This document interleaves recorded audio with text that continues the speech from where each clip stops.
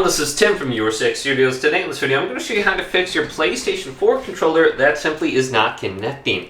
Now the easiest way to get it to connect is by using a little micro USB cable just like this, and you're going to want to plug it into your controller and then plug the other end into your PlayStation.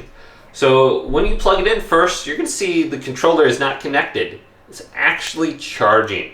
So if you see the orange light, you want to turn this to blue by pressing the PlayStation button numerous times. So just press this like 2 or 3 times, and then it's going to go to blue. So once it's connected now, we can start using it.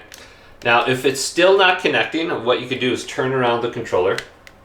There's going to be a small reset pin right here, or hole. I'm just going to use a toothpick, and I'm going to turn my controller on, and then press down on here. And this is going to disconnect my controller. You can see it turned off right there. And then I still have it connected, so I'm going to press this again, and boom, I'm reconnected. Now another way that you can do this is if you have another controller. So I have a second controller I'm going to turn on, or maybe it could be like a TV remote or something like that. And we could try forgetting the device and then reconnecting it.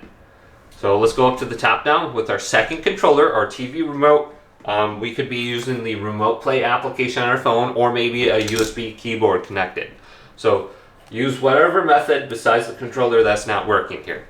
And then go on down to devices, go to Bluetooth devices, and you can locate your controller, and we could try disconnecting it. So press options under the screen and go to forget controller. And then once we have it forgot, we could try connecting it with the cable again, or we could put it into the Bluetooth pairing mode. So hold down share button, PlayStation button, and boom, this should start blinking blue. Now on the bottom, use your second controller, your TV remote, the PlayStation app, or your keyboard with the USB. Go to DualShock 4, select it, and then re-add it to our PlayStation. So we can select this now, and our controller should now be working. Now another thing that you should be aware about, maybe there is some sort of connection issue with our PS4.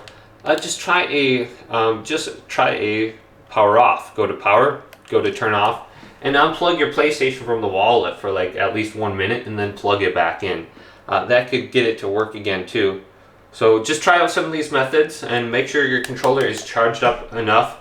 If you're going to be plugging in with a USB cable, if the controller is dead, it might not have enough power to actually connect again. So charge it up for at least 10 to 15 minutes and then try it out. Hopefully this video did indeed help you out. If it did, leave a big thumbs up and subscribe to my channel down below.